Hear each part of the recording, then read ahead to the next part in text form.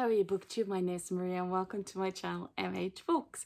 And welcome to Two Tag Tuesday, where we try to meet two challenges. Can we film two tags within a reasonable time to allow for upload? And can we get the upload up in time for Tag Tuesday if we film after work? So double the trouble.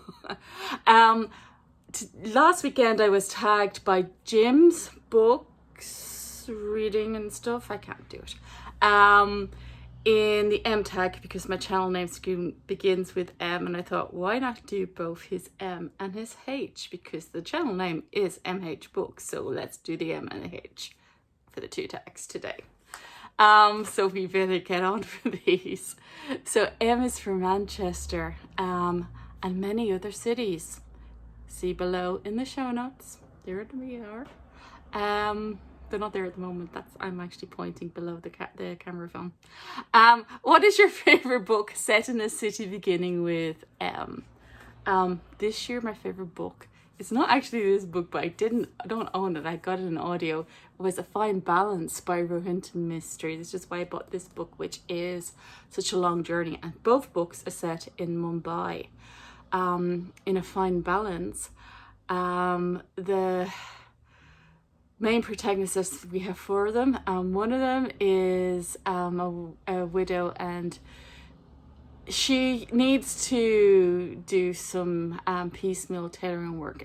But her eyesight is going, much like mine. So she employs two tailors who end up living with her in the end. And she also takes in a lodger as student. So it's about all four people in 1975 during the emergency. And some horrific things happen. Incredibly bad things happen to some of these characters. But still extremely life-affirming, and it's very Dickensian, and there's lots of characters coming in and out in the story interweaving, and I just thought the book was wonderful. So that's my choice, Mumbai. M is for murder mystery. Is there a better murder mystery than Agatha Christie's And Then There Were None? Well, I haven't read And Then There Were None for about 30 years, I'm guessing.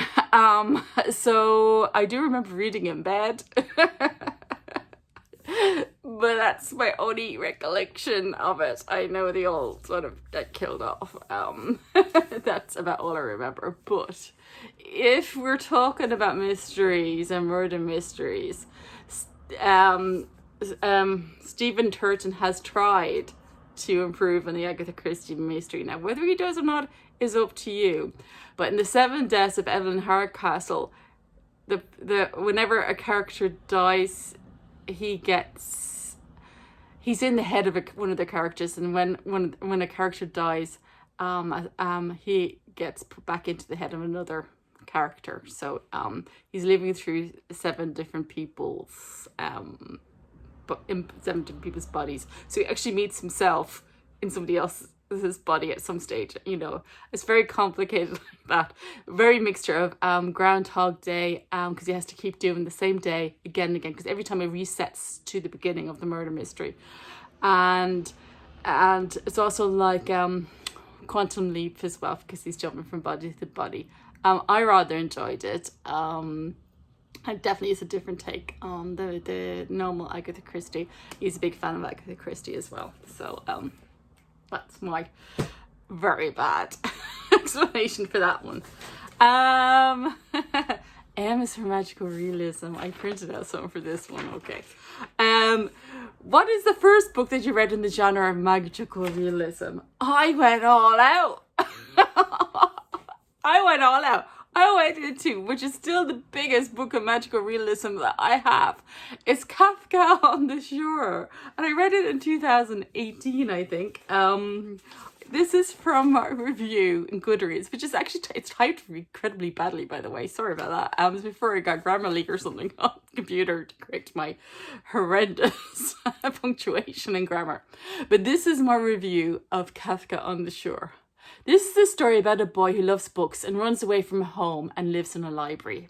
This is a story written by an author who likes to describe the food people eat, the clothes that they wear, their washing rituals, and sexual encounters in very blunt and plain language. This is a story where a man can talk to cats and a boy to a crow boy. The cats in this story are wise and funny. The dog not so much. This is a story about an eatable prophecy that may or may not come true.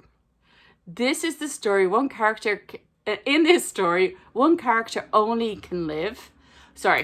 In this story. This is why I need punctuation.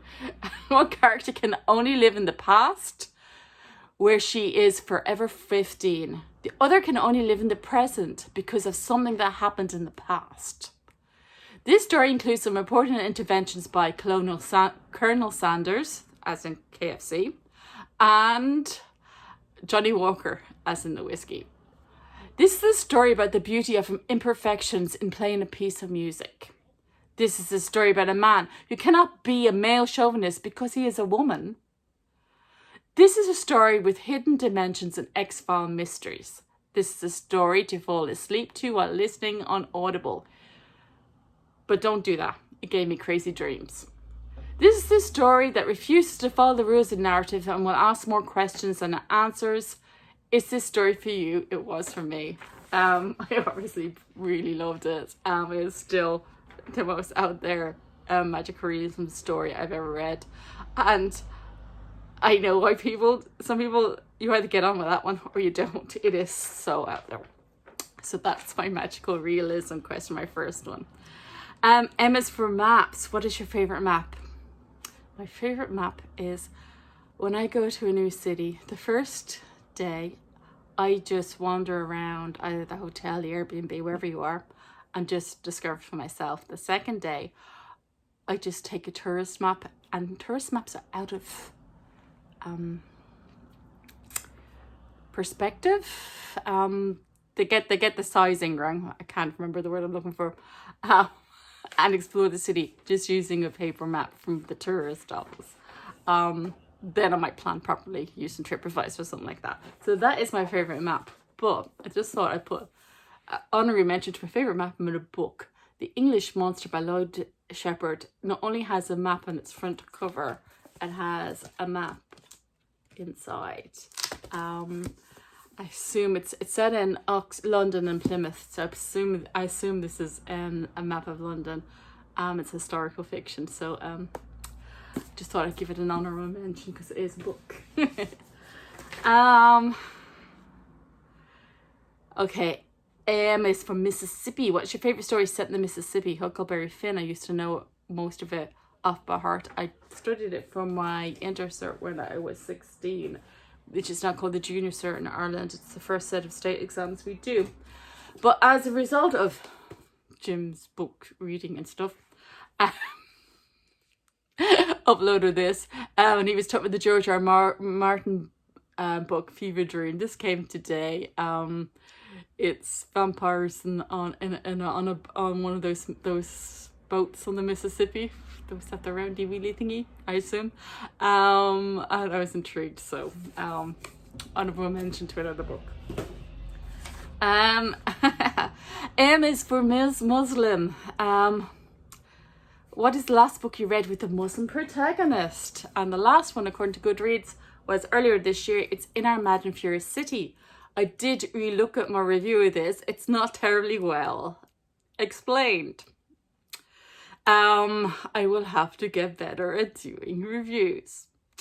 But this is by Gun Arantne. It's Gun Arantne. It's all rolled together, and with my slight hearing impairment, I can't quite catch what people are saying. So that's his lovely name. And it does have a male protagonist called Yusuf, just called Yus during the book. And he and his brothers are Muslim by background. Their dad was the Imam, which is a religious leader within the Muslim faith. And he's just died at the beginning of this book. And there's far more radical leaders now taking over his section of the Muslim community, and it's a pull. There's a pull between them, and Use just wants to play football and hang out with the lads, and the crisis is about to occur, and he and his brother are central to the crisis that occurs at the end of this book, between the two writing groups. One is pro-Muslim, the other one is anti-Muslim. So this would be actually a very good example. Now there's an awful lot more to it than just the Muslim protagonist. He's 1 out of 5, but a good example of a good story involving a Muslim protagonist that I read recently as well. It just happens to be the most recent too. That's a question after. M is for Mars. What is your favorite book about Mars or Martians? I haven't read any yet, and I have it. I have The Martian, one of the most popular books ever by Andy Weir, and I haven't read it yet. I am terrible, but I loved that movie. My sister made me go see the movie when it first came out, the first day it came out, because she'd read the book. And I loved all the uses of, I have to say as an Irish person, all the uses of potatoes. Absolutely fabulous. Love this use of potatoes. If anybody somehow doesn't know this one, he's left on Mars accidentally as a result of an accident, so he has to survive until he can get rescued from Earth. Matt Damon known for talking to himself for a couple of years while he's waiting for rescue from NASA. I think it's NASA. I can't remember. I'm remembering from the movie now at this stage. M is for must read. What is the book they feel you must read? Here, we'll just say all of them. Do you want it? That top section is all the Irish books, except for the ones that are particularly like Tramp Press, who have a different section. So there's about 170 Irish books alone, and there's 1,500-ish books to read. So none of them, I don't know. Don't ask me. I don't have to read anything. I read them for fun, okay? You don't need to see that corner. Slightly more interesting to see the books, I think. You can hear the budgies in the background. I was going to film in the sitting room today, and our poor Joey's a girl. My dad named her. She was my dad's budgie originally. He thought she was a boy. She's not too well today. So I think she has a respiratory infection, so I'm watching it in case I have to bring her to the vet tomorrow. But she's feeling sorry for herself at the moment and talking to herself a lot. M is for Margaret, as in Margaret Atwood in this case. Your favourite book from Margaret Atwood is Missing. It's The Blind Assassin. I've read it twice. I was obsessed when I read this when this book first came out in paperback, and I have read it a second time recently. I was obsessed with it's a dual timeline one where we find out the older woman is talking about her past life, and her sister has committed suicide, and opens up with that, and then she goes back and reflects her life, and you're completely obsessed as to why did her younger sister kill herself and drive off that bridge. Loved it. M is for Margaret Pinard. Have you read any Margaret Pinard's books? Not yet, but soon, seemingly. It got an email to say it's also being sent, but I had to get this one through Book Depository because I had to no other contacts within Ireland to get this. This one was Kenny's. The others were just, they're saying it's so difficult. It's easier just to get an independent reprinted book from the States. So we hopefully will be getting the Keening soon. But remember, all these books, which is the first of her Remnants series set in Scotland, I believe, 19th century, and a family saga with at least 2 generations in. So that would be interesting. Okay, so bonus question time. M is for Maria.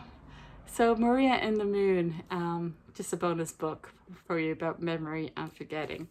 Okay, the other tag H has to be quicker or this will not be uploaded in time. Half the problem is uploading in time. But fortunately, this one should be easier. H is for Harry Potter. Would you prefer to fly Hogwarts in a flying car or the Hogwarts Express? A car, because I'd like to see the scenery. The Hogwarts Express might take a bit longer and you could read your book and eat some of those never-ending flavour thing sweeties. H is for horror. Why do kids love horror? Or here you can add your favourite horror titles. I am actually just going to say that to pick a title of anything, I read quite a bit of horror. I haven't been reading a lot recently. There will be some horror stuff coming up. I'll be split in September half and half and October half and half. Though the October is going to be more ghosty, gothic-y. But in September, we are going to be doing 1970s horror and the 1970s horror readathon. Because the 1970s and 1980s, actually I have it here. Wasn't planning to do this. But the Grady Hendrix book, Paperbacks from Hell, 1970s, 1980s is a great time where mass paperbacks became cheap and they just pumped out horror novels. And I had quite a few of the 1970s books because of this book. So that will be coming up soon. So I'm not spoiling you. The ones I'd pick, but they're the classic ones. And I have some like nice 1980s maybe the 1970s originally, but 1980s maybe publications of them. Hemingway or Fitzgerald? I've only read one Hemingway and no Fitzgerald, so it's going to be Hemingway and The Old Man and the Sea, which was in a recent video. Loved it. Still obsessed with how the parable and that story. H is for hardback. Do you prefer hardbacks or paperbacks? So let's have a look. Hardback, pretty. You know, can do things with the end papers. Gorgeous. But if you're out reading, paperback is much easier to carry. So I love both for those reasons. Prefer hard copy over Kindle by a long shot though. Absolutely do not like Kindle. Will love audio and Audible and Sparrowbox, you know, the audio versions of him, but do not like, that was a bus, do not like buses or budgies. You choose the next video. Do you want buses or budgies?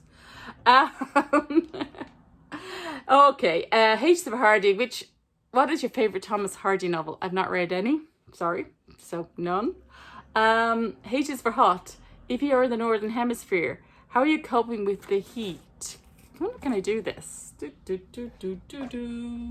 you see? I don't think you can. It's cold. Alexa, what temperature is it? At the moment, it's 18 degrees Celsius. Alexa, what is 18 degrees Celsius in Fahrenheit? 18 degrees Celsius is 64.4 degrees Fahrenheit. So cool enough.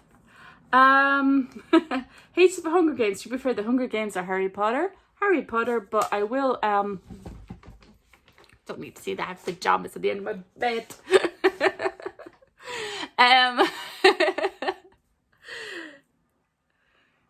Yeah, Harry Potter, but I am getting rid of my other J.K. Rowling books. I will not be reading Robert Galbraith because of the directions she took and the stance she took with trans women. But I have not gotten rid of Harry Potter yet. H is for honey. Pew is addicted to honey. What is your sweet addiction? I'll show that at the end, okay? H is for Handmaid's Tale. If you read the book, what did you think of it? I have not read that particular Margaret Atwood. I got it mixed up with, I think it's The Edible Woman or something like that. So I think I gave it a bad rating on Goodreads, and it actually meant The Edible Woman, not the other one. I didn't actually mean the Handmaid's Tale. So I've not watched it nor seen the TV series. H is for Hopper. Just pass it on. What's your thought on Edward Hopper, the American painter? I know the one famous painting in where it's all in that diner thingy. But that's all I know about Edward Hopper.